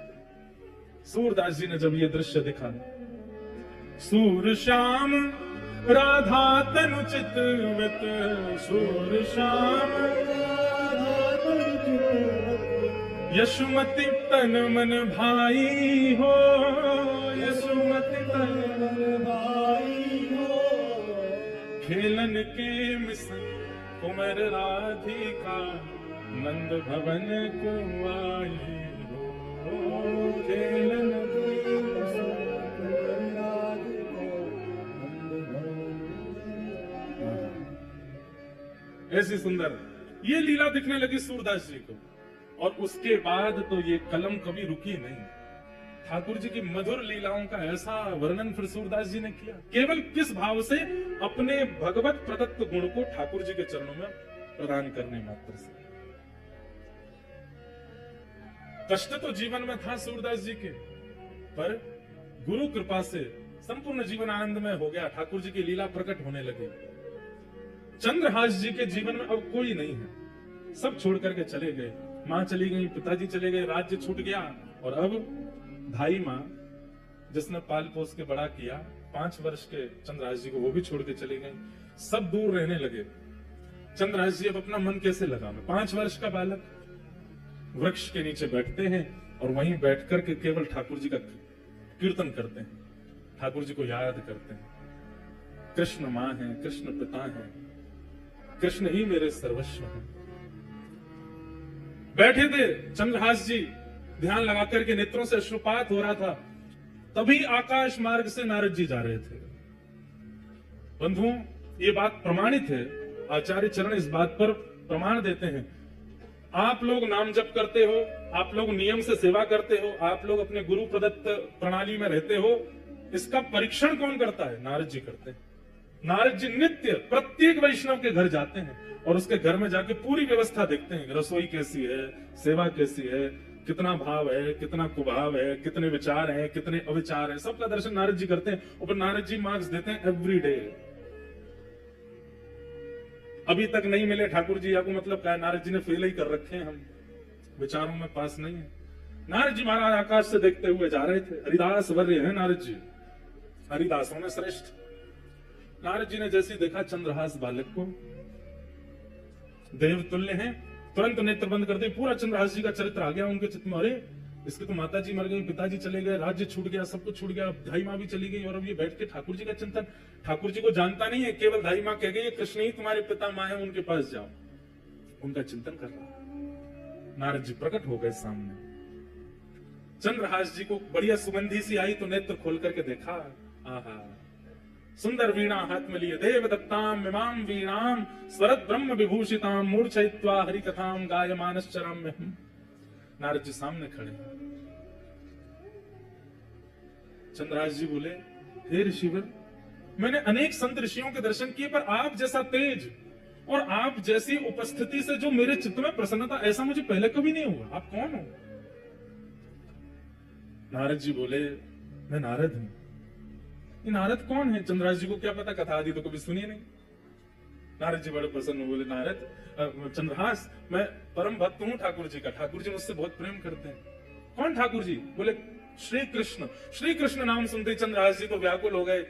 मेरी मां कृष्ण, मेरे पिता कृष्ण, मेरे सर्वस्व, और जो धाई मां बोल के गई वही कृष्ण। बोले हाँ, मैं उनको बहुत प्रिय हूं, उन्होंने मुझे भेजा है तुमसे मिलने के लिए। चंद्रहास जी रोने लगे, मेरे सब छोड़ के मुझे चले गए, धाई मां बोल के गई कृष्ण ही मेरे सर्वस्व में, वो मुझे कैसे मिलेंगे? कृपा करके मुझे बताओ ना। नारद जी महाराज बोले, मिलेंगे, जल्दी मिलेंगे। उससे पहले तुम्हें अभी बहुत कुछ करना है और तुम्हारे द्वारा बहुत कुछ होना है, ताकि और वैष्णवों को भी प्रेरणा मिले। इसलिए चंद्रहास, सबसे पहले तुम दीक्षा ग्रहण करो, आओ मेरे पास। और श्री चंद्रहास जी को सामने बैठा करके श्री नारद जी महाराज ने दीक्षा प्रदान की। अब यहां प्रश्न उठा, कौन सा संप्रदाय? संप्रदाय सब अपने हैं, कोई बड़ा कोई छोटा नहीं। परंतु यदि नारद जी की दृष्टि से देखा जाए तो श्री निम्बार्क संप्रदाय। क्यों? क्योंकि नारद जी की परंपरा निम्बार्क संप्रदाय की है, वहां गोपाल मंत्र आदि है। वही दीक्षा नारद जी ने चंद्रहास जी को दी। गले में कंठी माला पहनाई, सिर पर तिलक लगा दिया और कान में मंत्र कह करके कहा कि अब नित्य इस मंत्र का जाप करना है। चंद्रहास, ठाकुर जी तुमको मिलेंगे। और अब एक चीज और करनी है, क्या? ठाकुर सेवा। सेवा से मन की मनीलता जाती है। मैं कैसे सेवा करूंगा? मेरे पास तो ना घर है, ना मकान है, ना आसन है, ना सिंहासन है, कुछ भी नहीं है। मैं तो खुद पेड़ के नीचे रहता हूं, कोई आश्रय मुझे मिलता नहीं। कीर्तन गाता हूं तो कई बार लोग कीर्तन करने के लिए घर पे बुला लेते हैं, तो भोजन प्रसाद पवा देते हैं। मैं ठाकुर जी की सेवा कैसे करूंगा? बोले तुम चिंता मत करो, तुम्हारे पास ठाकुर जी हैं। मेरे पास? हाँ, कहां है? तो तुम जो गोटियों से खेलते हो कंचा, उनको लेके आओ। तो खूब सारे कंचे इकट्ठे किए थे चंद्रहास जी, पूरे दिन अकेले क्या करें, उनसे खेलते रहते थे। उन्हीं कंचों में एक बहुत सुंदर श्याम वर्ण के वो शालिग्राम जी थे, और उनको भी रखा था। नारद जी ने ढूंढ करके कंचों के बीच में शालिग्राम जी निकाले, बोले ये हैं, ये ठाकुर जी हैं। चंद्रहास, अब इन्हीं की सेवा तुमको करनी। ये ठाकुर जी हैं, मैं तो इनसे खेलता था। तो बोले तो क्या हो गया, पता नहीं था ना तुमको, अब हम बता रहे हैं ये ठाकुर जी हैं, शालिग्राम भगवान है। फिर शालिग्राम भगवान कौन होते हैं, कैसे होते हैं, पूरी कथा सुनाई नारद जी ने चंद्रहास जी को। कौन है, कैसे हैं, कहां से आए हैं, कैसे इनका प्रादुर्भाव हुआ। अभी देवउत्थान एकादशी, तुलसी शालिग्राम विवाह, वो उस दिन शालिग्राम जी का जन्मोत्सव भी है, उसी दिन शालिग्राम जी प्रकट हुए। पूरी कथा सुनाई। बोले गंडकी नाम की परम भक्ता ने भगवान की स्तुति गाई कि मैं यशोदा जी की तरह गोद में खिलाना चाहती हूँ। तो ठाकुर जी ने सतयुग त्रेता द्वापर में तो उनकी गोद में वास्तविक में खेले, पर कलयुग आते ही भगवान ने आज्ञा की कि अब देवी ये कार्य नहीं हो पाएगा। गंडकी रोने लगी तो आपकी वाणी सफल कैसे होगी नाथ? तो ठाकुर जी बोले तो एक काम करो, क्या तुम नदी बन जाओ और हम शालिग्राम बन करके तुम्हारे भीतर विराजेंगे, तुम्हारी गोद में खेलते रहेंगे। और वही गंडकी नदी बन गई, शालिग्राम जी उसमें विराजते हैं। ये पूरी कथा नारद जी ने चंद्रहास जी को सुनाई। चंद्रहास जी ने शालिग्राम जी की महिमा जान करके बड़े प्रसन्न हो गए और कहा, पर गुरुदेव मैं सेवा करूं कैसे? ना मुझ पर चंदन है, ना रोली है, कुछ भी तो नहीं है, ना इत्र है, ना कोई माला है, क्या कैसे करूंगा? तब नारद जी ने कहा, बोले सबसे सरल सेवा है इनकी। बोले क्या? दिखा के खाओ, धो के पी लो। जो भी खाना है इनको दिखा के खाना है, और जो भी पीना है इनको उसमें धो करके ही पीना। उस समय चाय आदि तो कुछ होती नहीं थी, दूध था और पानी था। और जब दूध पियो तो इनको धो दो, जो बचे उसको पी लो, जब जल पियो तब भी इनको धो दो, पी लो, और जो भी पाओ इनको दिखा के खाओ। अब सुनिएगा कितने सरल हैं चंद्रहास जी। चंद्रहास जी बोले, मुझ पर तो जेब भी नहीं है, मैं इनको कहां लिए घूमूं? नारद जी बोले, अब तुम देख लो, अब हमने तुमको सेवा बता दी है, तुमको जैसे रुचि लगे। तुम्हारे पास जब गोटी बन के खेल सकते हैं तो जैसे तुम रखोगे वैसे रह भी लेंगे। सोई चंद्रहास जी ने शालिग्राम जी मुंह में धर लिए। बोले, गुरु जी ये बढ़िया है। बोले क्या? जो भी खाऊंगा इनको दिख करके ही पेट में जाएगा, जो भी पीऊंगा धुल करके ही पेट में जाएगा। आप लोग ऐसा मत करना, कहीं आप ऐसे करो। जैसे ही मुंह में शालिग्राम जी रखे, नारद जी के नेत्र सजल हो गए। वाह भैया शालिग्राम, इस ब्रह्मांड में दो ही हुए जिन्होंने मुंह में शालिग्राम रखे, या तो गोपाल जी या चंद्रहास। या तो गोपाल जी ने मुंह में ठाकुर जी रखे। आज भी कहते हैं कि वो गोपाल शालिग्राम जी विराजमान है ब्रज में। कई लोग बोलते हैं ब्रज में विराजमान, कई बार उन पर दो दतुइयां भी गड़ी हुई हैं, ठाकुर जी काट गए उनको, दो दांत भी बने हुए हैं। नारद जी ने हृदय से लगा दिया, वाह चंद्रहास तेरी भक्ति बहुत सुंदर है। छोटे से शालिग्राम जी को अपने मुंह में रखते हैं चंद्रहास जी, जो भी खाते हैं उस खाई हुई वस्तु को शालिग्राम जी देख लेते हैं, पा लेते हैं। मुंह में लेके वस्तु कहते हैं, शालिग्राम देख लो क्या खा रहा हूं, पा लेते हैं। जब जल पीते हैं तो शालिग्राम जी का स्पर्श होकर चला जाता है। ऐसे चंद्रहास भक्त। नारद जी ने उनको पूरी विधि बता दी, भजन कैसे करना है, नियम कैसे करना है, जब कैसे। एक बात बंधुओं याद रखो, गुरु के वचन अटल कर मानो। अगर गुरुदेव की आज्ञा हो गई कि 4 बजे उठना है, तो भले ही आपकी हिम्मत नहीं होती है, उठना शुरू कर दो। 4 बजे उठने मात्र से ठाकुर जी मिल जाएंगे। गुरु जो आज्ञा कर दें, जैसी आज्ञा कर दें, बस उस पर अटल विश्वास कर लीजिए। गुरु के वचन अटल कर मानो, साधु समागम कीजिए, मन रे कृष्ण नाम कह लीजिए। जब गुरु के वचनों के प्रति हमारा अविश्वास हो जाता है ना, ठाकुर जी भी फिर दूर हो जाते हैं। गुरु के वचन अटल कर मानो, गुरु आज्ञा पर कोई संशय मत करो, संदेह मत करो। नारद जी महाराज ने समझा दिया सब, खूब प्रेम से अपने गाल में रखते, सेवा करते। फिर नारद जी ने कुछ व्यवस्था बता दी, तो फिर मुंह में एक आध दिन ही रखे, फिर नारद जी ने आगे कुछ व्यवस्था करी तो वैसे रखते थे। पर कथा प्रसंग ऐसे ही कि उन्होंने मुंह में ही धर लिए थे पहले। अब चंद्रहास जी बड़े प्रेम से सेवा में लग गए ठाकुर जी की। बंधुओं, संत कौन है?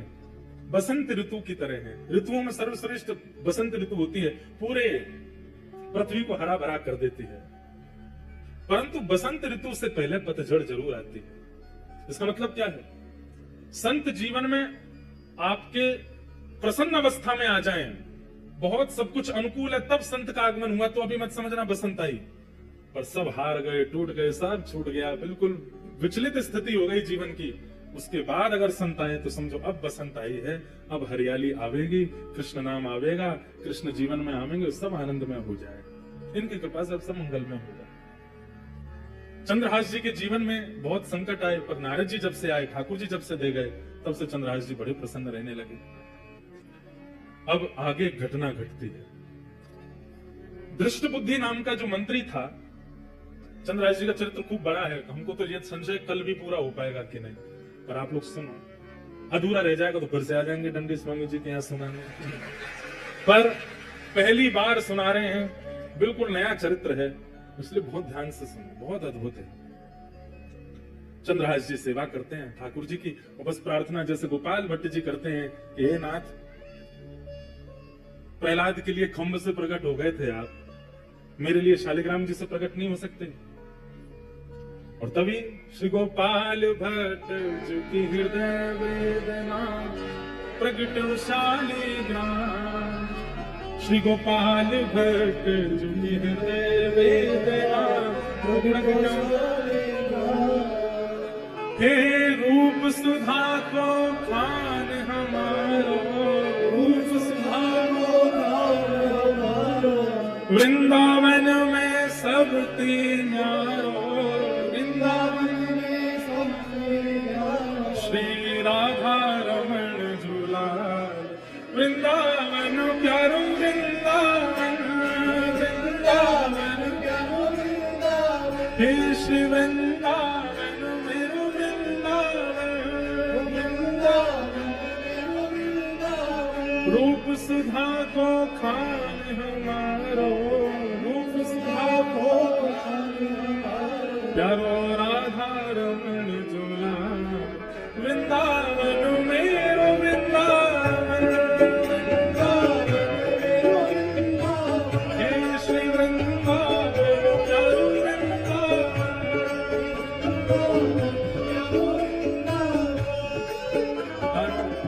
गानो तो इतना ही है, तो शालिग्राम जी की सेवा बतानी है, पर गा लो। आतुर हित हरिवंश राधा राधा आतुर हित हरिवंश हो जय राधे राधे श्री राधे राधे। आप लोग आपने माइक में जो पहली बात कही उसको सार्थक ही कर दे रहे हो। आपने कही बैठे बैठे गाओ, पर इतनों कही हो कि व्यास जी पे भारी पड़ जाओ, तो भारी पड़ ही रहे हो। हमें हमारी आवाज ही नहीं आती, पर कोई बात नहीं, आप लोग खूब मंत्र मुग्ध होकर गाओ। हे जय राधे राधे श्री राधे राधे वृषभानु दुलारी श्री कृष्ण प्यारी हरसाने वाली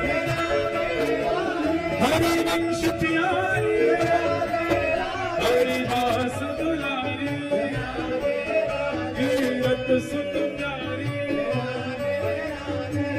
आतुर हित हरिवंश पुकारो राधा राधा आतुर हित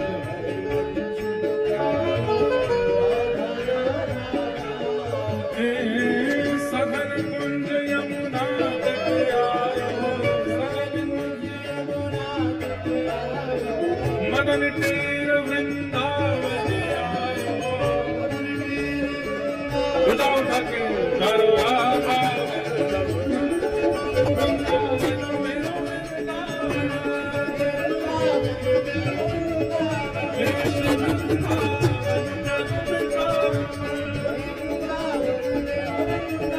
सघन कुंज यमुना तट आयो, करो आभा वृंदावन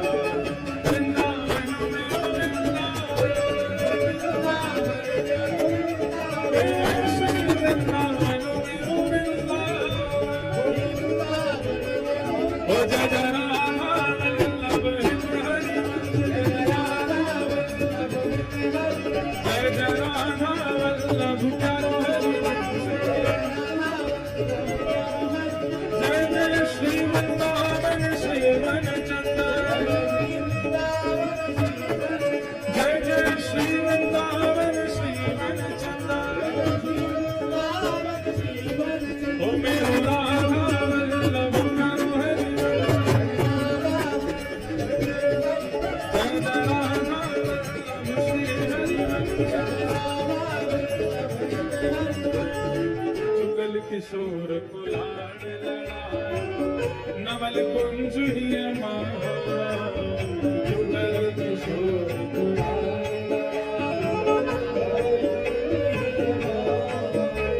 श्री हरिराम व्यास जी जब गए तो देखा कि झूला में शालिग्राम जी विराज रहे हैं। हरिराम व्यास जी ने जाकर पद गा दिया, झूले रे झूले मेरे गंडकी नंदन। मानो भटा कड़ी में बोरे अंग लगायो चंदन। बोले ऐसा लग रहा है कि गंडकी नंदन मतलब शालिग्राम जी झूल रहे हैं बोले कैसे लग रहे हैं, रूप कैसा है? बोले जो भट्टा कहते हैं बैगन को, बोले मानो भट्टा कढ़ी में बोरे, तो बैगन को कढ़ी में बोर दें तो पूरी पीली पीली हो जाएगी, तो ऐसे चंदन लगा रखो। गोपाल भट्ट गोस्वामी जी को बड़ा गुस्सा आया, तो तुमने हमारे ठाकुर जी भट्टा बोल दिए।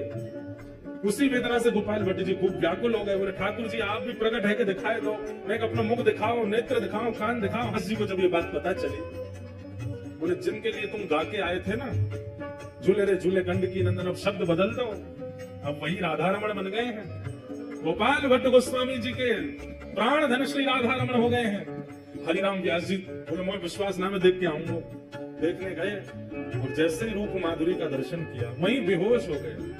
इतने सुंदर, इतने प्यारे, इतने मधुर, लेकिन अब रोने लगे वेदना में कि नाथ हरिदास जी को मिल गए, रूप गोस्वामी को, सनातन गोस्वामी को, मधु पंडित को, सबको मिल गए आप, और गोपाल भट्ट जी को भी मिल गए। मैंने कहा बिगाड़ो आपको, मुझे क्यों नहीं मिल रहे हो?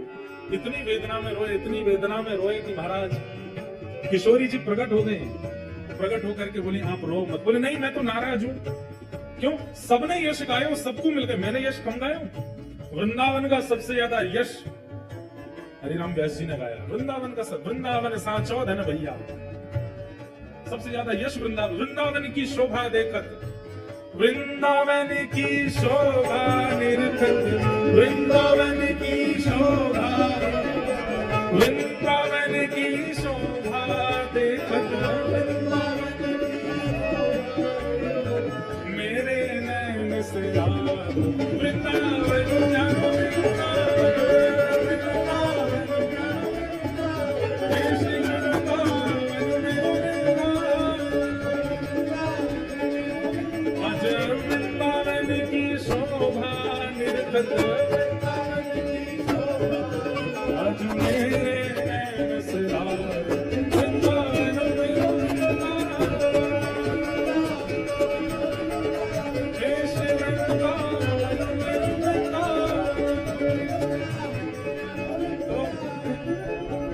वृंदावन का सबसे ज्यादा यश गाया है हरिराम व्यास जी ने। आज किशोरी जी से बोले मैंने इतना यश गाया, मुक्ति प्राप्त नहीं भय आप। श्री जी बोली मिल जाएंगे। बोले नहीं, अब तो मोको इन सबन से अधिक चाहिए। इन सबन को लाला मिले हैं, मुझको लाली भी चाहिए। दोनों युगल आवेंगे तब मानूंगा मैं, नहीं तो मैं नाराज ही रहूंगा। तब किशोरी जी बोली जाओ जुगल वन में जाओ, किशोर वन में जाओ, और वहां जाकर के एक वृक्ष के नीचे खोद के देखो, मिलेंगे। जैसे ही जाकर के जितना बताया किशोरी जी ने, जब वहां वृक्ष के नीचे जाकर के देखो तो महाराज प्रकट है श्री जुगल किशोर लाल। बोल जुगल किशोर लाल, युगल प्रकट भय जुगल किशोर नवल कुंज जुगल किशोर।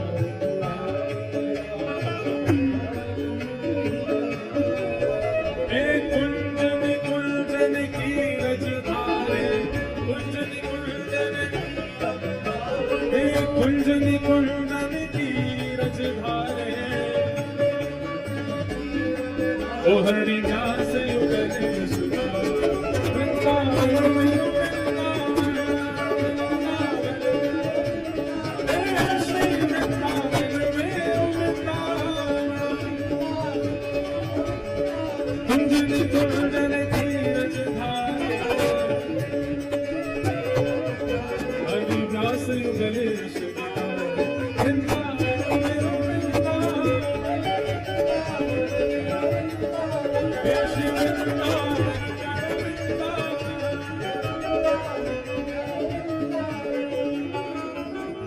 विशेष है। हम चंद्रदास जी का चरित्र सुना रहे हैं जो कि द्वापर युग का चरित्र है। बीच बीच में वृंदावन आरो है, या को मतलब यहाँ बैठे वैष्णवन में वृंदावन बसो गयो है उनके चित्त में।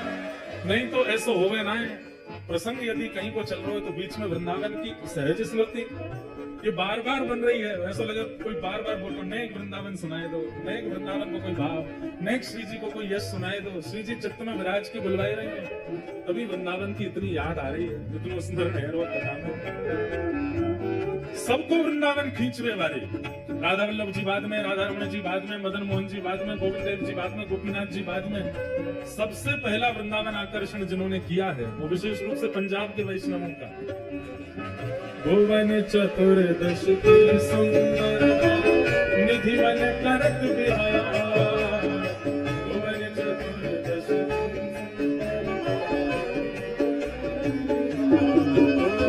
भुवन चतुर्दश की सुंदरता निधि वन करत बिहार।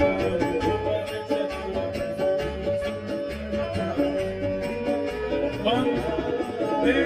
श्यामा प्यारी कुंज बिहारी, श्यामा प्यारी भाग्य बिहारी। और जय जय श्री हरिदास वृंदावन में देश वृंदावन श्यामा प्यारी कुंज बिहारी। और जय जय श्री हरिदास वृंदावन में देश वृंदावन में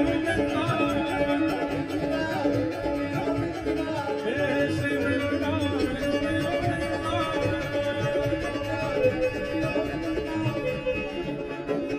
जिनकी कृपा से रस वृंदावन अभियान। जिनकी कृपा से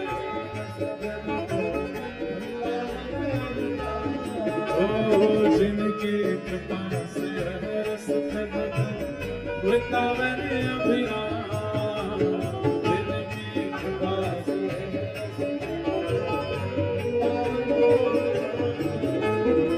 सप्त निधिन को ही जिया यह आनंद करवाएगा। सिद्ध पीठ में बुलावेगा। देखो यहाँ तन को नहीं नचानो है, मन को नचानो है। हृदय नृत्य करे, तन नृत्य नहीं करे। जिनकी कृपा से यहाँ लुधियाना आए हैं, 2 दिन की सेवा प्राप्त हुई है, जिनकी कृपा से प्राप्त हुई है। हाँ, सिद्ध पीठ में बुलावेगा, सिद्ध पीठ में हम सबको मिलवावेगा। हम सबको हमारो गिरधर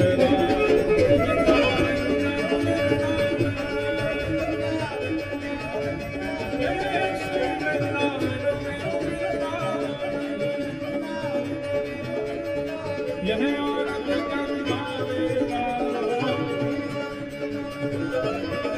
आज हम सबको मिलवावेगा। यह हमारा गिरधर वृंदावन में वृंदावन, हे श्री वृंदावन चारों वृंदावन। जय जय श्री राम, जय जय श्री राम, जय जय श्री राम।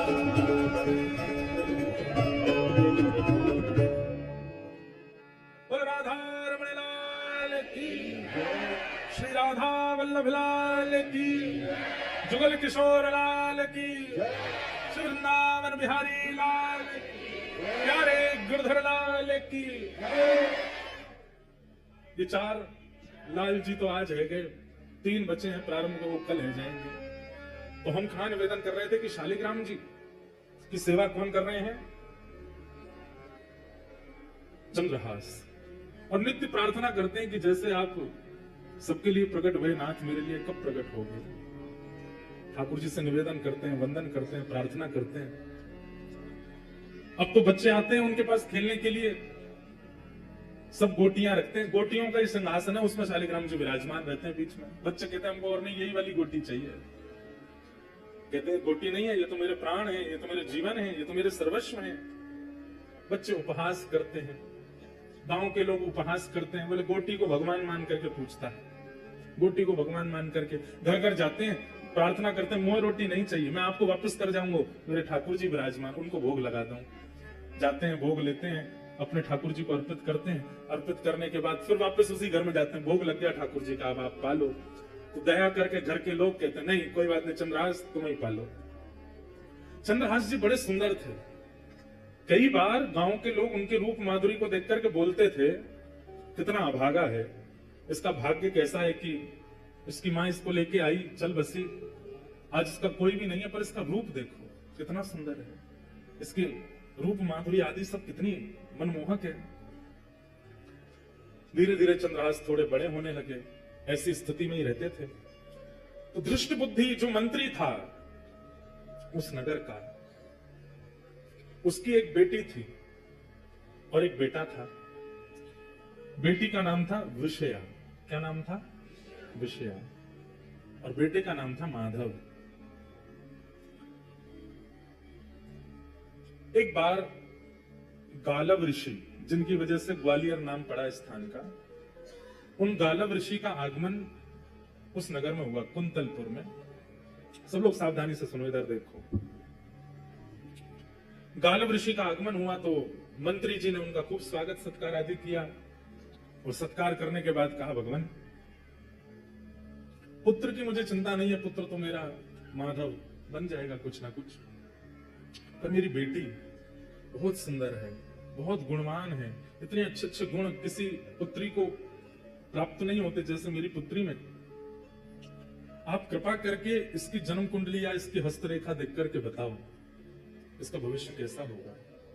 और मुझे सबसे बड़ी चिंता तो है, मैं बोल नहीं पा रहा हूं, पर इसका पति कौन होगा, किससे इसका ब्याह होगा। गालव ऋषि बोले लाओ दिखाओ। जैसे ही विषया का हाथ देखा, हाथ देख करके उसके पूरी कुंडली आदि सब बना करके गालव ऋषि बोले धृष्ट बुद्धि तुम्हारी पुत्री को परम सुंदर पति प्राप्त होगा, बहुत सुंदर। उसको देख करके सब न्योछावर हो जाएंगे, इतना सुंदर स्वरूप उसका होगा, ठाकुर जी जैसा स्वरूप होगा। सुन करके पूरा नगर प्रसन्न हो गया, सब घर के लोग प्रसन्न हो गए, आनंदित हो गए, वाह सुंदर वर मिलेगा। कन्या वर्यते रूपम, शास्त्र आज्ञा करते हैं। वो बात अलग है कि धन के कारण ब्याह करना पड़ता है, संपत्ति के कारण ब्याह करना पड़ता है, परिवार के प्रेशर में ब्याह करना पड़ता है, लेकिन अगर स्त्री से पूछो तो कन्या वर्यते रूपम, उसको रूप ही चाहिए। पतिदेव जो है हमारे सुंदर हो। जो भाई लोग थोड़े सुंदर नहीं है वो उदास नहीं हो जाना, मायूस नहीं होना।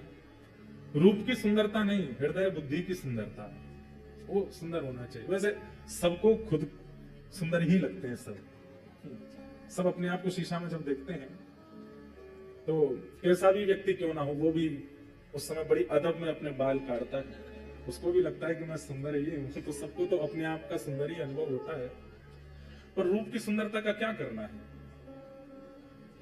और रूप नहीं है। जिस रूप से ठाकुर जी की अवलोकन ना होते हो, दृष्टि ना देखती हो, वो कान नहीं है जो ठाकुर जी की कथा ना सुनते हो, वो हाथ नहीं जो सेवा ना करते हो। सबसे बड़ी बात है कि माताओं को सोचना चाहिए पति कैसा हो, भगवत भक्त हो। पतियों को भी ये सोचना चाहिए हमारी होने वाली धर्म पत्नी भक्त हो। और कोई गुण नहीं होगा चलेगा, सबकी कटौती चल जाएगी, पर भक्ति हो। हम सिद्धपीठ जाते हैं तो वो भी सिद्धपीठ जावे, हम सत्संग करते हैं तो वो भी सत्संग करे। ऐसी बुद्धि वाली कन्या भाग्य से मिलती है, ऐसे बुद्धि वाले पति भी भाग्य से मिलते हैं। सौभाग्यशाली है जो दोनों दंपति यहां बैठ के कथा सुन रहे हैं, सौभाग्यशाली क्योंकि दोनों कथा में बैठे। तो धृष्ट बुद्धि गालव ऋषि से कह रहे हैं मेरी पुत्री की कुंडली देख के बताओ कैसा वर मिलेगा। तो बहुत सुंदर होगा, रूप बहुत सुंदर होगा उसका। अच्छा, गुण इतना सरल, इतना सहज, इतना योग्य, इतना विशेष, इतना अद्भुत कि कोई भी उसके पास बैठेगा, उससे वार्ता अगर कर लेगा तो उसमें एक वशीकरण जैसा होगा, उसी का हो जाएगा, उसके भाव में मोहित हो जाएगा, ऐसा पति होगा। कार्य आदि क्या करेगा? बोले कार्य, बोले एक दिन वो बालक कुंतलपुर का राजा बनेगा। ये सुनकर के तो दृष्ट बुद्धि नाचने लगा, वाह वाह, मैं मंत्री हूं, मेरी कन्या राजा को ब्याएगी। ब्याह के बाद राजा बनेगा, ब्याह से पहले नहीं। बोले कभी बन तो जाएगा ना राजा। बोले हाँ राजा बनेगा, राजा से ही ब्याह होगा। बोले अच्छा। और बताइए और बताइए। गुण गुण बताते गए। बोले गालव ऋषि बोले सब गुण ही गुण हो ऐसा नहीं होता, कुछ अवगुण भी होते हैं। बोले अवगुण बताओ। बोले अवगुण ये, तुमसे उसका मेल नहीं खाएगा, तुम्हारी बेटी से बढ़िया चलेगी उसकी, पर तुम्हारी और तुम्हारे जमाई की बिल्कुल नहीं बनेगी। ये सुन करके अब वो दृष्ट बुद्धि सोचने लगा ये कैसे हो सकता है, मैं मंत्री हूं इस राज्य का, यहां का भावी राजा, उससे मेरी नहीं बनेगी। बोले हाँ तुम्हारी नहीं बनेगी, और जब तुम्हारी बेटी का ब्याह होगा तो तुम सबसे बड़ी बीच में रुकावट बनोगे। जब गुणों को सुनता है और अब जब अवगुणों को सुनना है तो मेरी नहीं हो रहा है। बोले जो गुण आपने बताए उसमें मैं रुकावट कैसे बन सकता हूं, सुंदर है, गुणवान है, वशीकरण उसके अंदर होगा, और आप बोल रहे हैं उसमें भक्ति भी होगी। बोले भक्ति की चरम स्थिति, सामान्य नहीं, चरम भक्त होगा भगवान का। बोले ठीक है भक्ति चरम होगी, लेकिन राजा भी तो बनेगा वो कालांतर में, सब होगा, तो फिर मैं बीच में कैसे आ सकता हूं। बोले ये तो समय बताएगा, तुम बीच में कैसे आओगे, तुम्हारी उससे नहीं बनेगी, और तुम हर प्रयास करोगे उसको रोकने का, अपनी पुत्री का होने से। बेटी तो वहीं बैठी बैठी पिता को देखने लगी, पिताजी आप ऐसा मेरे साथ नहीं करोगे ना। बोले बेटी मैं क्यों करूंगा, अभी बता रहे हैं वो तो सुनना पड़ेगा। ठीक है, सब बातें बताई। सब बातें बताने के बाद गालव ऋषि ने प्रसाद आदि पाया। बोले चिंता मत करो, बहुत अच्छा भविष्य होगा तुम्हारी बेटिया का, तुम बिल्कुल निश्चिंत रहना। ठीक है, थोड़ी चिंता में तो आ गया दृष्ट बुद्धि। जैसे गालव ऋषि जाने लगे तो सब लोग जाते हैं बाहर तक छोड़ने के लिए। उसी समय बाहर नगर के बालक, जिनके परिवार इतने बड़े नहीं है, छोटे छोटे घरों के बालक, वो सब खेल रहे थे चंद्रहास जी के साथ। गालव ऋषि जैसे ही बाहर निकले तो उनकी तो दृष्टि ऐसी थी, वो जिसका मुख देख ले उसका भविष्य पता चल जाता था। चंद्रहास जी जैसे ही बाहर आए, बाहर आते ही उनकी दृष्टि ऐसे घुमाई नगर के ऊपर, वहां वो बालक खेल रहे थे, बीच में चंद्रहास जी का तो आकर्षण था ही रूप में। चंद्रहास जी को जैसे देखा, ओहो कुंतलपुर का भविष्य तो मेरे सामने खड़ा है। दृष्ट बुद्धि आया, कौन भविष्य, मतलब हे भगवान आप क्या कह रहे हैं। बोले वो बालक कौन है, वो बालकों के साथ जो खेल रहा है, जिसका स्वरूप बुद्धि इतनी सुंदर नहीं है, इतनी सुंदर है पर वस्त्रादि इतने शोभायमान नहीं, वो कौन है। दृष्ट बुद्धि बोला पता नहीं कौन है। अब ये 3 वर्ष के थे जब दृष्ट बुद्धि ने घर से निकाल दिया इनकी मां के मरने के बाद।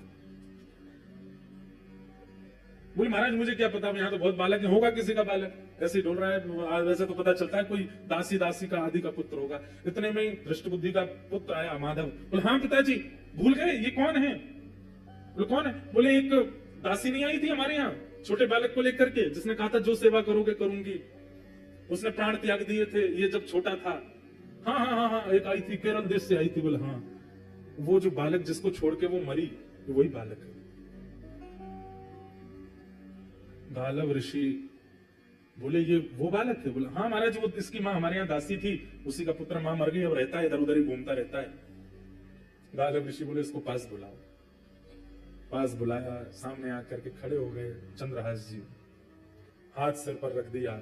स्पर्श नहीं करते थे गालव ऋषि किसी का, चंद्रहास जी के सिर पर हाथ रखा। बोले कुंतलपुर का भावी राजा है, इस नगर का राजा होगा। सुन करके दृष्ट बुद्धि बोला आप क्या बोल रहे हैं, इसकी मां का पता नहीं, पिता इसके है नहीं, परिवार कोई है नहीं, ये राजा कैसे बन सकता है, राजवंश का राजकुमार राजा बनेगा। बोले मैंने जो बोल दिया वो होगा, और सुनो देख लेना प्राण नहीं निकल जाए ये बात सुन के तुम्हारी। बोले क्या, तुम्हारी बेटी का भी इसी से ब्याह होगा, तुम्हारी बेटी विषया का इसी से ब्याह होगा, यही तुम्हारा जमाई बनेगा। सुन करके दृष्ट बुद्धि मूर्छित हो गया। गालव ऋषि की बात दृष्ट बुद्धि के दिमाग में नहीं बैठी, उठ करके खड़ा हो गया दृष्ट बुद्धि। और अब स्थिति ये हो गई, अभी बता के गए हैं कि तुम विपरीत हो जाओगे, तुम सबसे बड़े अनर्थ का कारण बनोगे, तुम हर प्रकार से रोक टोक करोगे, आदि आदि सब बता के गए हैं। और ये भी बता गए कि यही तुम्हारी जमाई है आने वाले। अब उठ करके खड़ा हुआ, जैसे ही देखा चंद्रहास को, फटे से कपड़े पहन रखे थे, धूल मिट्टी लगी पड़ी है, सोने का ठिकाना नहीं, बाल कब से धोए नहीं, जटा बन गए हैं, और अपनी पुत्री को देखे विषया को। ये नहीं हो सकता, असंभव है, ये मैं होने नहीं दूंगा। भीतर चलो, बच्चों को भीतर ले गए, किवाड़ बंद कर दी। गालव ऋषि अपना कहका करके सब चले गए वहां से। अंदर आते ही विपरीत प्रवचन करने लगा। बोले ऋषि जनों की कोई बुद्धि तो होती नहीं है, सठिया गए हैं, ऐसे कुछ भी बोलते हैं और ऐसा कोई भाव नहीं है। और बेटिया तू चिंता मत करना, एक श्रेष्ठ राजकुल का बालक आएगा, उससे तेरा ब्याह करूंगा मैं। ऋषिया बोली पिताजी, महाराज जी बोल के गए थे कि आप होने नहीं दोगे ब्याह, आप वही कर रहे हो। अरे उससे ब्याह कराऊंगा मैं तेरा, देखिए उसके वस्त्र देखिए, उसके कुल का कोई पता नहीं। आदि आदि सब बोलने लगे। बोले संतों की बात ज्यादा नहीं सुनते, और ये सब आपने ही सिखाया था पिताजी, घर में ऋषियां में तो उनके चरण धोना, उनको प्रणाम करना, माला पहनाना, सब करना। आज से सब बंद, कोई संत नहीं आएंगे, कोई ऋषि नहीं आएंगे, किसी की बात माननी नहीं, किसी को हाथ नहीं दिखाना, किसी को कुंडली नहीं दिखानी, और इसका तो मैं देखता हूं क्या करना है। और उसी समय से दृष्ट बुद्धि लग गए किसके पीछे? चंद्रहास जी के पीछे। एक प्रकार से चंद्रहास जी की जो कथा है वह भक्त चरित्र भी है और एक विशुद्ध प्रेम कथा भी है। अद्भुत कथा है। नारद जी सुना रहे हैं, अर्जुन और ठाकुर जी बैठ करके श्रवण कर रहे हैं। बंधुओं, जो अपनों पुरुषार्थ माने, जो अपनों, सूरदास जी महाराज आज खूब मुझ पर कृपा कर रहे हैं। सूरदास जी ही कह रहे हैं, होनी तारी नाहि तरे, होनी तारी नाहि तरे, होनी तारी नाहि तरे, होनी तारी। सूरदास जी कह रहे हैं, बोले जो होना है वो होके रहेगा, वो टल नहीं सकता। चाहे कोई कितना भी प्रयास करे, चाहे कोई कितना भी यत्न कर ले, जो ठाकुर जी ने मन में विचार कर लिया है वो होके ही रहेगा। अब यहां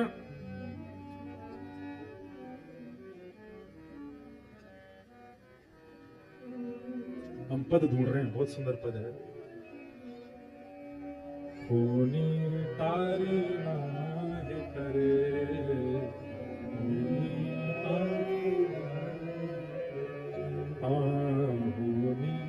तारी नाहि करे,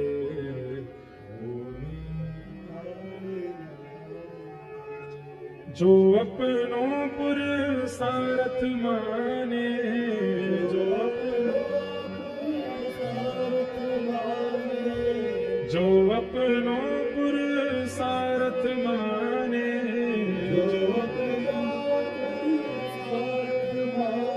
कर्म गति तारी नाहि तरे, कर्म गति। मुनि वशिष्ठ से पंडित ज्ञानी, मुनि वशिष्ठ से सीध के लगन धरे, सीध के वशिष्ठ मुनि जिनका नाम है मुनियों में, उन्होंने सब देख करके लगन लिखी है। किनकी? सीता जी की राम जी से विवाह की। बोले इन जैसी जोड़ी किसी की नहीं बनेगी, बहुत सुखद होगा भविष्य। तो फिर क्या हुआ? सीता हरण मरण दशरथ को, सीता हरण वन में विपत्ति पड़े, हाँ वन में होनी तारी नाहि तरे,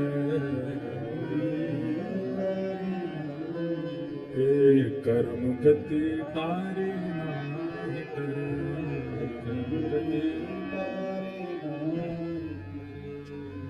कहाँ वह फंद कहाँ वह पारधी, कहाँ वह फंद कहाँ वह मृग चरे, कहाँ वह कोटि गया नित पुण्य करत नग, कोटि गया गिरगिट जोन परे, गिरगिट जोन कर्म गति तारे नाहि तरे, कर्म गति। अब कई जगह भाव है कि सूरदास जी का भी पद है, कबीरदास जी का भी भाव है। कहत कबीर सुनो भई साधो,